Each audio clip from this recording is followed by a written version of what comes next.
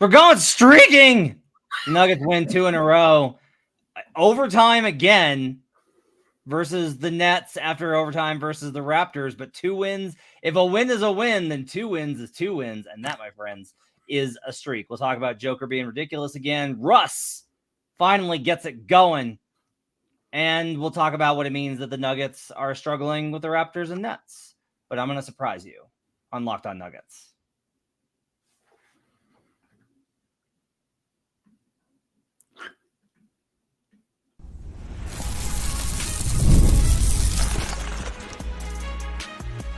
You are Locked On Nuggets, your daily Denver Nuggets podcast. Part of the Locked On Podcast Network, your team every day. Welcome to Locked On Nuggets, no jinx. Part of the Locked On Podcast Network, your team every day. Thanks for joining us and making us part of your day. Appreciate you guys being with us Monday through Friday, joining us on YouTube. youtube.com/LockedOnNuggets. Best way to support the show. If you're listening on the podcast version, please give us a 5-star review. We really appreciate those. They make us feel all sorts of good ways. You can give us feedback on Twitter at LockedOnNuggets. We appreciate you guys doing that.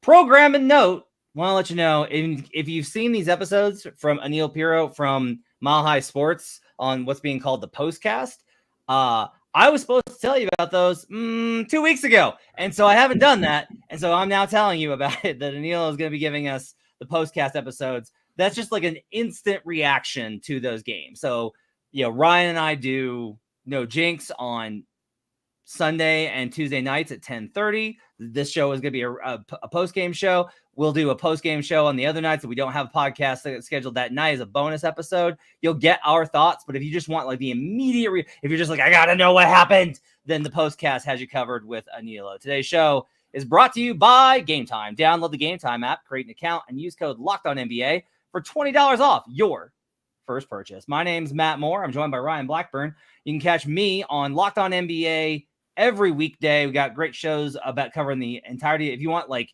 big general thoughts, I talk about stuff like how teams look at things versus how fans look at things, those kind of perspectives across the league. You can check out that show. Ryan, you've got Mile High Sports and the Pickaxe and Roll podcast, so make sure to check out his work there. I think that concludes all of the housekeeping. Let's get into it. The Denver Nuggets get the win versus the Brooklyn Nets on Monday night in overtime, Tuesday night in overtime, 144-139, a defensive battle as the Nets shot 51% from the field. The Nuggets shot 52% from the field as they get the win in overtime. Once again, a comeback effort late in the fourth quarter to force overtime. Once again, missed free throws, opening the door for Denver to do so. Ryan, what was your big takeaway from the Nuggets win over the Nets? I mean, big takeaway overall is the fact that these wins are so valuable for the Nuggets because they do not look good right now.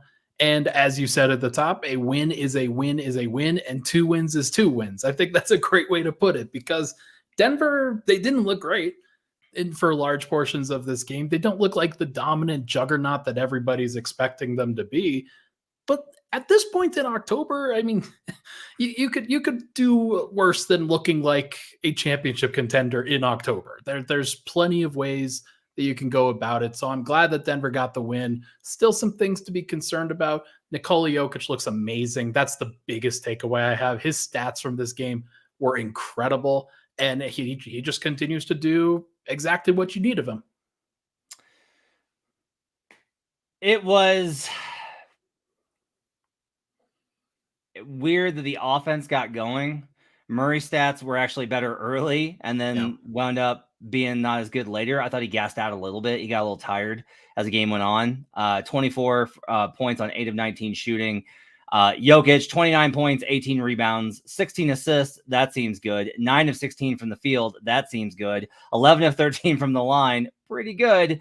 Not a game high, +8. That was Christian Brown, who is huge in overtime, including a massive corner 3. Yeah. Aaron Gordon with 24 points. Great performance from AG, man. Michael Porter Jr. hit shots, 4 of 7 from 3, 16 points for 6 of 11. The offense finally got going, but they couldn't slow down the likes of Cam Johnson with 20 or Cam Thomas with 26 or Dennis Schroeder, FIBA legend Dennis Schroeder with 28 points, 14 assists. 14. They get the Holy win. cow. It's just like weird that they haven't been able to shoot it all, and now the offense is fixed, and their defense was terrible on the back-to-back. Yeah, I kind of had a feeling that their defense would kind of go to crap in this one. I was not expecting that, and especially when I heard that Murray was on the injury report for the ankle. I thought that Dennis Schroeder would have a good game because Denver needed Christian Brown to guard Cam Thomas, and I thought that he did a really good job of guarding Cam Thomas overall. Cam goes for 26 points on 22 shots. If you're the Nuggets, you'll live with that every single day of the week and twice on Sunday. But Schroeder, Cam Johnson, Dorian Finney-Smith missed some very important shots in this game. So Denver they probably got away with it a little bit, but overall, like you take it because Denver needed their offense to show some life. Their defense, or they need their offense to show some life. Their defense was pretty solid in the first 3 games overall.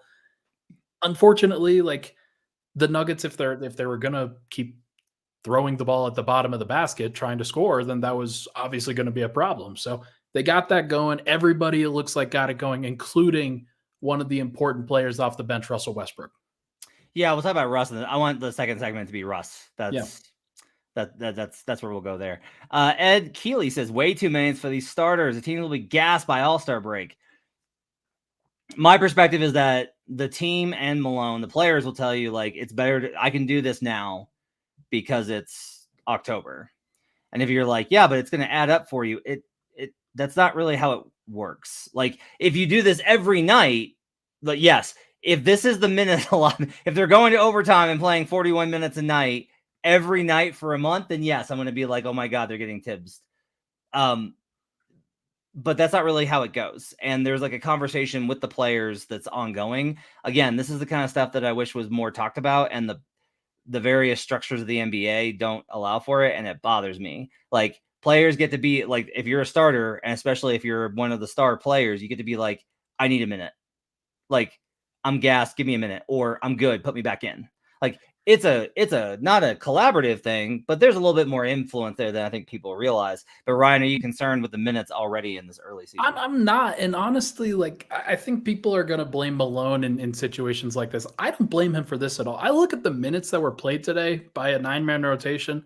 Russell Westbrook had 21 off the bench. Julian Strawther had 22. Peyton Watson had 20. The only one who was really short on minutes was Dario Saric at 12. So if they did not go to overtime, this would have looked a lot better. It would have looked a lot more reasonable than it actually was. But I honestly think that Michael Malone put together a pretty solid rotation tonight, changed up some things a little bit in that first half, and I thought that, like, overall it was just a pretty solid rotation. Julian Strawther with 7 points, 4 rebounds, 3 of 6 in the field, 1 of 3. I liked how he looked. This is one of those where, like, the numbers are not great, but I liked how Julian. I am good with where my stock is at on Julian. Yeah, no, absolutely. Like, I thought that his usage was very high with that second unit, so Julian's just not going to get up a lot of shots in that case, and that's okay. But overall, just the way that he continues to play, I want to see him continuing to hunt those threes. He got one off of a corner. It was a swing from Christian Brown to Julian Strawther in the right corner that he hit in, I believe, the second quarter. But there are going to be other times where he's going to get shots up, and he continues to play the highest minutes on the second unit for a reason. It's his versatility. It's the spacing. It's the fact that he's a 6'7" wing on a team that does not have a lot of wings. So he is so important for this team. It's clear. I'm just going to note this and we'll move on. The Nets shot 52 3-pointers. They made 20. Denver shot 27. They made 13. They got the win. I'm just pointing that out. On the other side, though, we'll talk about one of the big stories from the game, which is Russell Westbrook finally having a good game as a Denver Nugget. Not even I could jinx it. That's how good he was. We'll talk about that up next here on Locked On Nuggets. Oh, it's my turn to screw up the ad.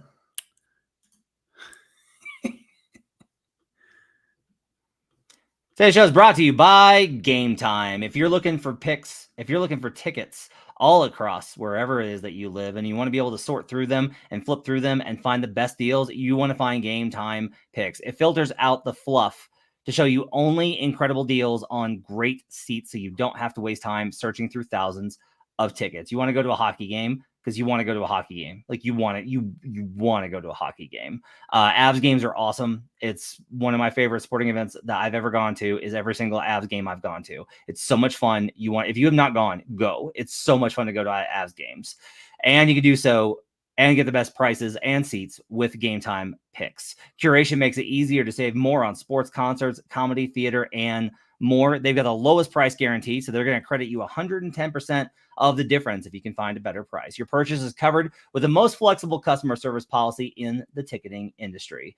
Take the guesswork out of buying tickets with Game Time picks. Download the Game Time app, create an account, and use code LOCKEDONNBA for $20 off your first purchase. Terms apply. Again, create an account and redeem code LOCKEDONNBA for $20 off.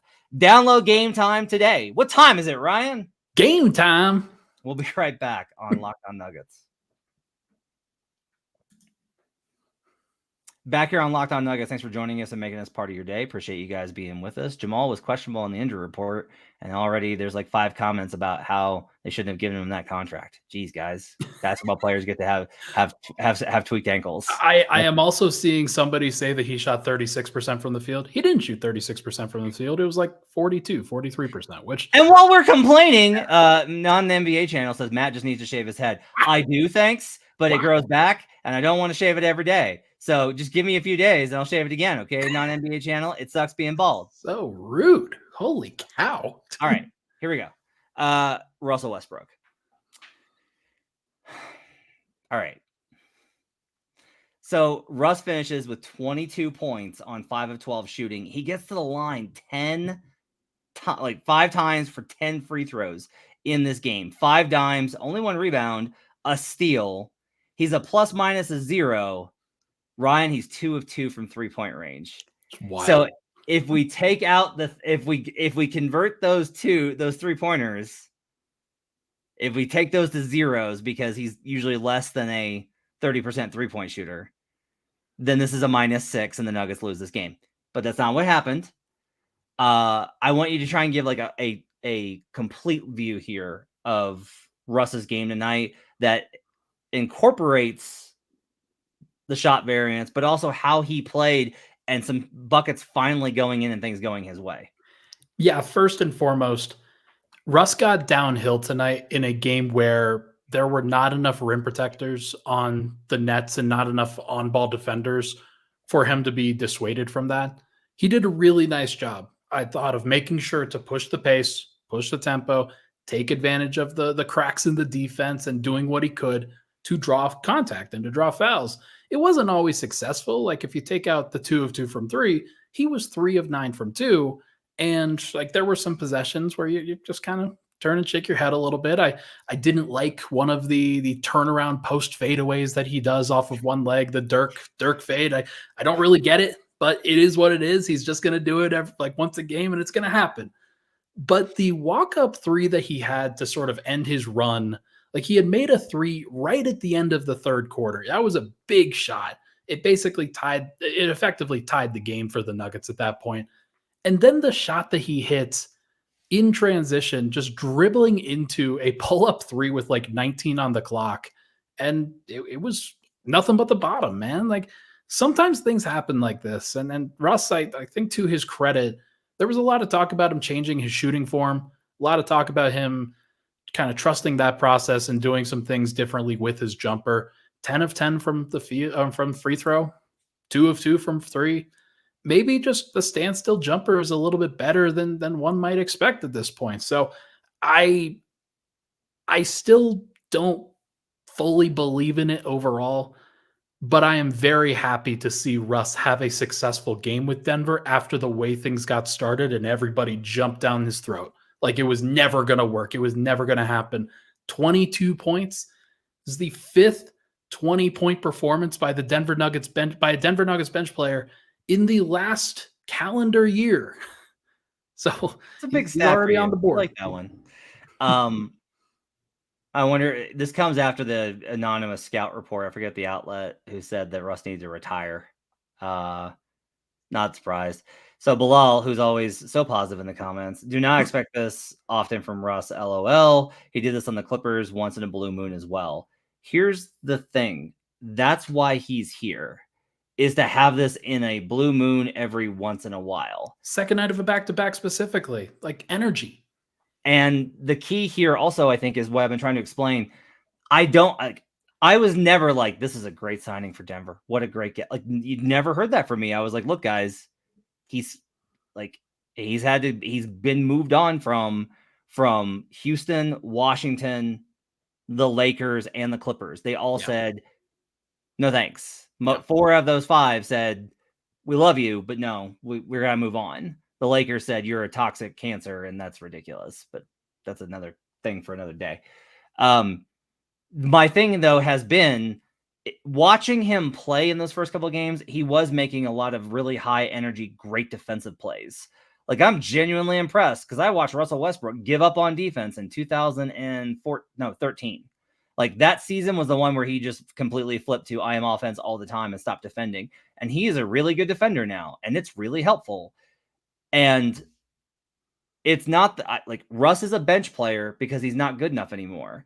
He also shouldn't be as bad as he's been. Lakers fans in particular, and all the people that hate him on social media, and there's just so many, and I have my theories on why. It's because he was a foil to Steph, who everyone idolizes and fetishizes. But anyway, like, the thing is that Russ was playing that level all the time in the first 3 games. He's not going to be that bad every night. I just can't sit here and tell you he's going to be good most nights. I can't tell you he's going to be average most nights. He's going to be below average most nights. He just won't be, oh my God, the worst player you've ever seen so bad. Ryan will feel that way because he takes those jumpers. But like, in general, he's not going to be that bad. He just, every once in a while, every blue moon, he will have a game where you're just like, God, Russ was great tonight. And then like the next game, it's going to be back to, oh my God, why did he shoot like that? It's just, this is who he is. So I thought it was important that Michael Malone closed with Christian Braun anyway. I think that there are going to be times where Michael Malone is going to want to trust Russ. He's going to put him into positions where he wants to continue to play with him. And there might be a time specifically for that. Christian Braun really helped on the defensive end for Denver tonight. He really helped in overtime. And Russ gave Denver exactly what they needed in that moment. For Denver, without Jokic on the floor especially, the Nuggets needed somebody to take over and really sort of take responsibility for what the bench lineup was going to be. And that's who Russell Westbrook can be for this team. There's no doubt about it in my mind that the Nuggets are going to sort of evolve into that identity with him. And that's great. But there's going to be a limit to that. And I hope that everybody, even his most staunch supporters, can see the outcome of what happened tonight and understand that that is the ideal. That is what's supposed to happen. You bring back in your 3-and-D guy in Christian Braun. He hit a clutch 3 in overtime. He did what you needed to do defensively, and Denver got the win. Russ did his job, and that's what you need. That's absolutely what you need, and I think he delivered on it. All right, up next.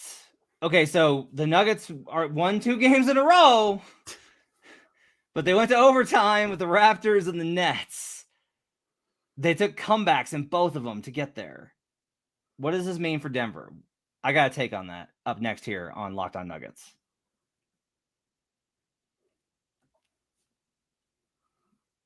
Oh, all right. There we go. All right. Thanks for joining us here on Locked On Nuggets. Welcome back. Appreciate you guys being with us. If you haven't, go subscribe to our Locked On Nuggets daily newsletter at lockedondaily.com. I had the Nuggets 10-piece last night that broke down all of the kind of details on those type of things. Every morning in your inbox, you're going to have commentary from Ryan or I, or a breakdown of what was said on the pod and the most interesting stuff from Nuggets Nation. You can catch that in your inbox by going to lockedondaily.com. Okay. The Nuggets won, but they went to overtime versus the Raptors and the Nets. And everyone is like, oh my God, Denver went to overtime versus the Raptors and the Nets after going 0-2. Yeah. This is another one that I enjoyed here in the comment section at Locked On at youtube.com/LockedOnNuggets. Someone said that this is not a sustainable plan by Malone. Do you think that Malone's plan is to play Nikola Jokic 41 minutes and an overtime win over the Brooklyn Nets?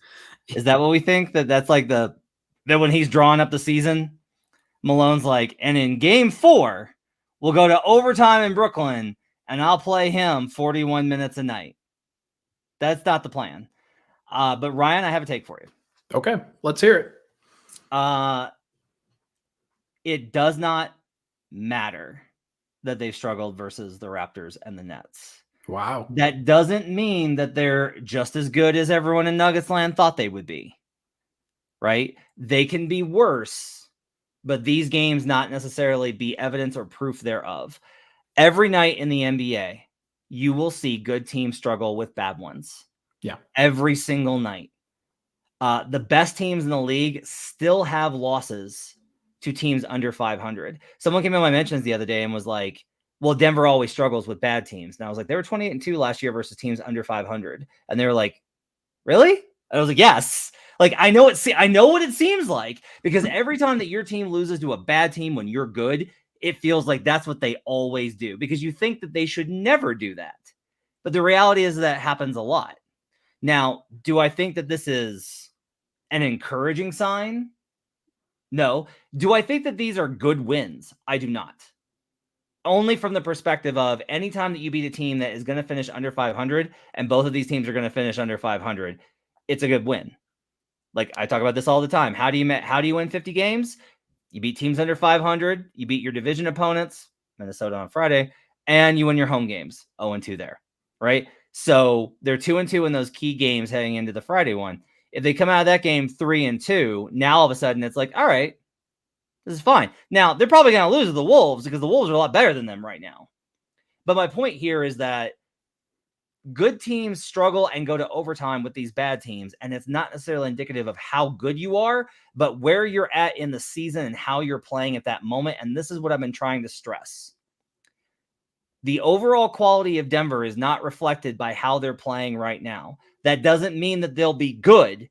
It means that it is not reflective of how good they are. That's the difference. And if you can't find a way to win, guess what? It catches up with you, and then changes are made, and it doesn't matter.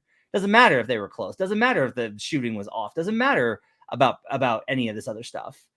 Like, you got to figure it out. But I will say that I think we've seen in these last 2 games, Denver having easier opponents has allowed them to get the offense back on track and to find themselves with more energy and life, like they're playing like they care. This is a back-to-back win versus a pesky squad. The Nets have been pesky this year. They're not good, right? You'd like to see them beat them by 30. Then they would be on track to be the team that everyone thought that they could be. Not everyone. That some people thought that they could be. They're not there. But this isn't a damning indictment on them that they went to overtime because of the way that the NBA season works. Undoubtedly, and especially, like, look, second night of a back-to-back, obviously Denver struggled. Take away the context of who they struggled with the night before. The fact that they struggled with a team on the road on the second night of a back-to-back when they had like a 5:30 start was not surprising. It's not a surprise at all. So, like, Denver just didn't have a lot of turnaround here, and they were able to kind of figure it out. They started really slowly. They lost the first quarter 40-27. And then they had to dig out of the hole. They had to figure out a way, and they ultimately did. And they did it with offense this time, as opposed to defense, which they have done in previous years. So I thought that this was their best win of the year, particularly because of context. Now, there are only 2. Let me be clear about this. Best win of the year is really, really shaky when there's only 2 wins on the table so far. But like, the first 2 games, I thought that they were very much stuck in a rut against 2 really elite defenses. And now they're not playing elite defenses. And lo and behold, they scored 127 and 144 in the next 2 games. Yes, it took them to overtime to get there, but they're figuring things out. And you can't figure it out all at the same time, especially when you have a few young guys that you are still trying to work in, still trying to make work. Peyton Watson, we didn't really talk about him much tonight. Thought he looked better. He didn't look great. Thought he looked better. Julian Strother, still your guy, still a guy that we both believe in. Christian Brown, obviously, both believe in trying to figure, one of us believes in him, trying to figure out exactly what he can do to help this Nuggets team succeed. And the Nuggets themselves are still trying to figure out exactly what they have. So it's going to take time, and it always was going to take time. But you're right. The team that is here in October is not the team that the Nuggets need in April. In order to get to April in a successful way, they got to grow up fast, but that's a conversation for another day. Yeah, I mean, I'm trying to balance this with, I can think that they've struggled and not think they're doomed. And I can think that it's early and they're figuring stuff out and not be like, and they'll be fine. They maybe not, maybe they won't be. Like, Russ and Dario were not sought after assets. People were not banging down the door for either of those guys for a reason. And they're pivotal parts of the Nuggets rotation. And the results have been horrific so far, even after tonight. But the first two games, Denver really just couldn't shoot. Yeah. And that's I'm told that not being able to put the ball in the hole is kind of a problem in trying to win basketball games. Basketball specifically, very important. And so I'm just trying to say that, like, I don't want to be sitting here being like peddling hopium, but I also don't want to be doomer. I think there's like a healthy way to be in between, which is this season, more than any other that I've covered, is on a very delicate balancing beam. And if it tips one way, it's going to go real bad, real quick, and there are big changes. But if it doesn't, and they can keep it steady the whole way to April and get a little bit better and get more stabilized, then everything resets and they get a chance to make some noise. But like, that's kind of where we're at, is like, I do not see the Nuggets being awesome this season. Like, that the teams that are awesome come out of the gate firing most of the time. Not always, most of the time. Dallas is going to be awesome. OKC is going to be awesome. Yeah. That's the class of the Western Conference, right? Phoenix is actually a little bit closer to Denver. Phoenix is like the inverse Denver, where it's like, yeah, I mean, they're good, but like they should be like a little bit better. Yeah. And the Nuggets are like, well, they're bad, but like they should be a little bit better than this. And like that's the inverse there. I like it. And so I think that dynamic is like important to kind of keep in mind here. Like, do I think that the Nuggets are finishing top 3 right now? No. You know, before the season, I was like, hey, I've got them like 5-6, but they're probably going to win 51 games because of Joker. And now I'm like, boy, I don't know about that 51 games part, but 5 or 6 seems pretty solid to me, because like the rest of the West isn't great either. It's just not. Yeah, there are going to be some teams that jump up. There are going to be some teams that drop out. Like Minnesota right now, they may be fine. They may not be fine. There are teams in the Western Conference that are also going through struggles, right? Like Denver. There are teams that are, I think, better than we thought, like the Lakers. And we'll see whether Memphis kind of figures some stuff out. I'm not sure if they're good enough, but New Orleans, for example, like, can they, like, actually, no, they're still missing other guys too. So there's a lot of up and down teams in the West right now. So if the goal is to just get to the playoffs intact and to be a top 6 seed, ensuring that you're not in the play-in tournament, making sure everybody's healthy, Denver can accomplish that even with the current group that they have. The question is going to be, how much do they have to change in order to get there? And like through our conversation about Russ, about Dario Saric, like those are probably the two that you would maybe change, but it's too early in this conversation to even really think about that seriously. Like I told Swiper earlier today, you need at least 10 games total for making any serious conclusions on this stuff. And Denver is 2-2, kind of a little bit of a reset here, which is nice. Last thing before we get out of here is I have a very small, minor basketball-y thing to complain about. Okay. One of my concerns with this lineup on the bench was that I said, I don't really understand Russell Westbrook and Dario Saric. I understand the Nuggets signing Russell Westbrook. I understand the Nuggets signing Dario Saric. I don't understand signing Russell Westbrook and Dario Saric. And one of the key things tonight was very illustrative. There was a sequence, I believe it was in the third, where Russ runs pick and roll with Dario and absolutely gets clearance and gets way downhill. And Dario pops to 3 behind him. And Dario's wide open. And that's like, I love that shot for Dario way more than I do a hook shot over a smaller defender. Yes. There is no way for Russell Westbrook to make that pass. Even if he throws it over his shoulder, Russ is momentum and speed, the velocity he drives with, makes it impossible for him to pull that move off cleanly. And so you can't do it. Like LeBron would be like a gentle glide to the rim and then a flip over the shoulder, right?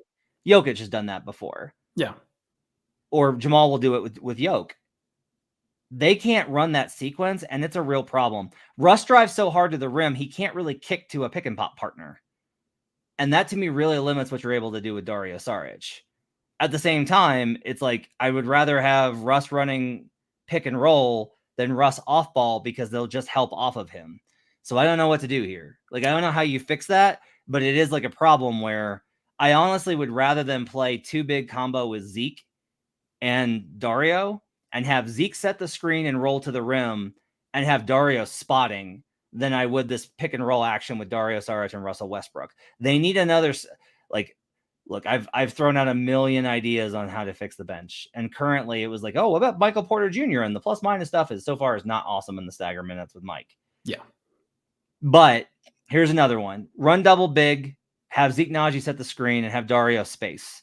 That might work a little bit better. But right now, having Dario as a pick and pop option for Russell Westbrook does nothing.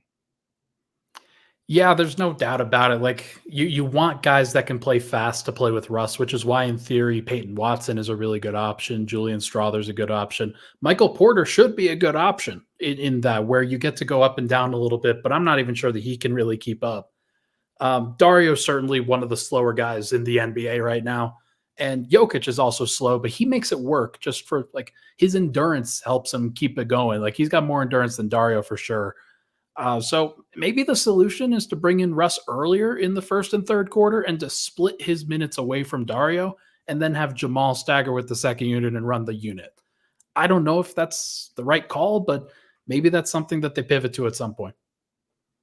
All right, that's going to do it for Locked On Nuggets. Thanks for joining us. Appreciate you guys being with us. We will see you on Thursday. Swipa will catch you on that day. And then we'll be back on Friday with Swipe and Gripe, taking you into the weekend. We'll have a post-game show after Wolves versus Nuggets. And then right into the weekend as we are rolling here in the regular season. Let us know what you think. Let us know what you want to hear. I want to know. Like, I genuinely want to know. In the comments at youtube.com/LockedOnNuggets and on Twitter @LockedOnNuggets, I want to know, do you want to hear hopium or do you want to hear doomerism? Because I can peddle in both, but I need to know what you want. Thanks for joining us. For Ryan Blackburn, I'm Matt Moore. We'll see you guys again next time here on Locked On Nuggets.